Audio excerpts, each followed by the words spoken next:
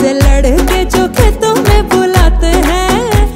বলিউডের জনপ্রিয় অভিনেত্রী শ্রদ্ধা কাপুরকে আমরা সবাই চিনি বড় পর্দার হাসি খুশি তারকা হিসেবে, কিন্তু তার জীবনও শুরু হয়েছিল একদম সাধারণভাবেই, যেখানে নিজের খরচ চালাতে তাকে কফির দোকানে কাজ করতে হয়েছে।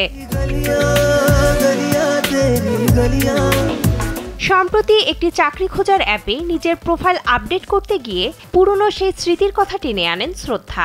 অভিনেত্রী বা উদ্যোক্তা ছাড়াও সেখানে শ্রদ্ধা লিখেছেন তিনি একসময় কফি আর স্যান্ডউইচ বানাতেন। 2005 সালে শ্রদ্ধা পড়াশোনা করেছিলেন যুক্তরাষ্ট্রের বিখ্যাত বস্টন ইউনিভার্সিটিতে। তখন নিজের হাত খরচ চালাতে কাজ নেন একটি আন্তর্জাতিক কফি চেইনে। কাজটা ছিল ওয়েটারের, যেমন অর্ডার নেওয়া, কফি বানানো ও স্যান্ডউইচ তৈরি করা। সেই সময়ের কথা মনে করে শ্রদ্ধা বলেন, আমি যাদের কফি বানিয়ে খাইয়েছি তাদের কাছে ক্ষমা চাইছি। বুঝতেই পারছেন কফির স্বাদ হয়তো খুব একটা ভালো হতো না। আজ শ্রদ্ধা কাপুর বলিউডের এক পরিচিত মুখ। পর্দার পিছনে তার এই সংগ্রামের গল্পটা জানলে অনেকেই হয়তো নতুনভাবে অনুপ্রাণিত হবেন।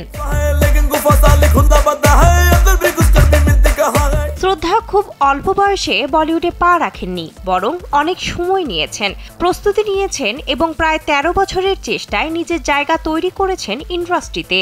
আজ তিনি শুধু একজন অভিনয় শিল্পী নন, বরং একজন উদ্যোক্তাও। বিনোদন ডেস্ক, কালবেলা।